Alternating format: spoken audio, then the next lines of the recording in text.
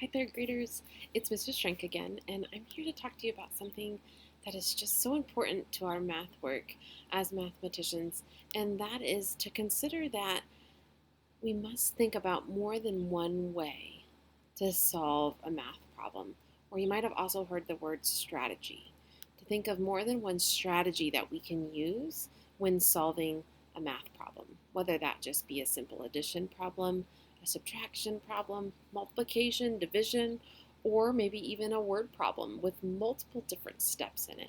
We always want to think about all of the different strategies we have and which one might be best for us, which one might be best for the problem, and which one might be the best way to get to the answer we're looking for.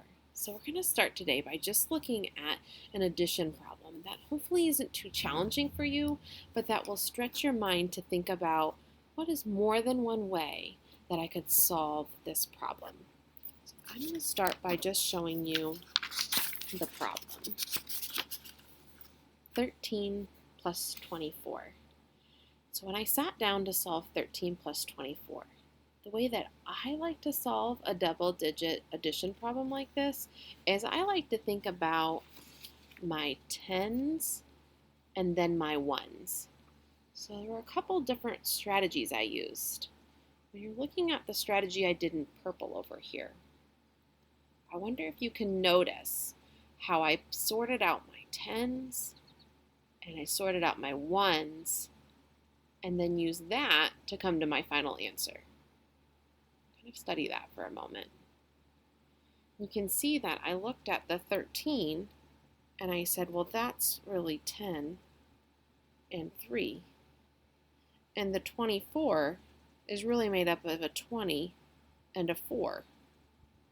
And then it was really easy to say, well, I know 10 plus 20 is 30, and I know 3 plus 4 is 7. So I can take the 30 and the 7, and I can get 37. It's one strategy that I might use when solving this addition problem. Now look at the strategy I used in green.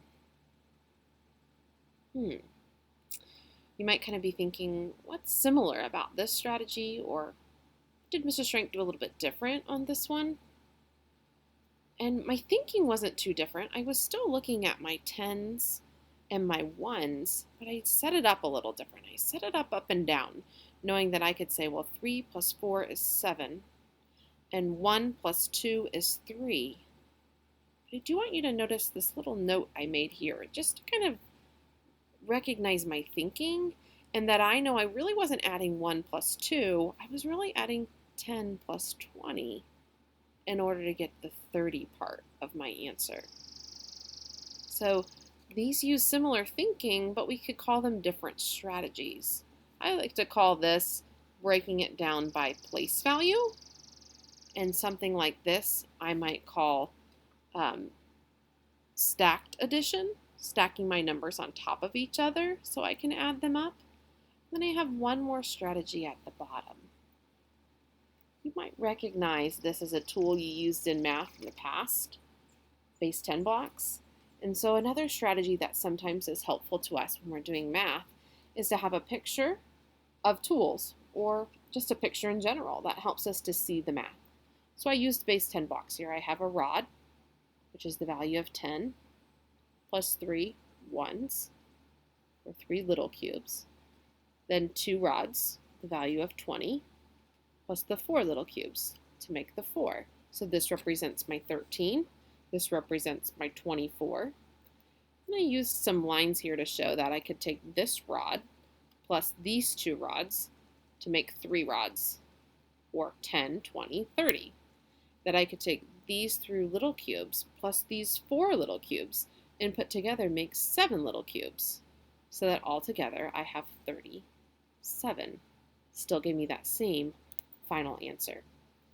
This is just 3 strategies that I like to use when adding 2-digit numbers, but I encourage you to think of other strategies that might be helpful to you, or any way that you like to represent your thinking when doing addition like this.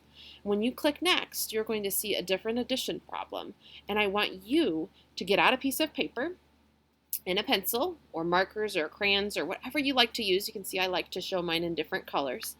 and solve that problem with at least 2 different strategies. They can be different than my strategies.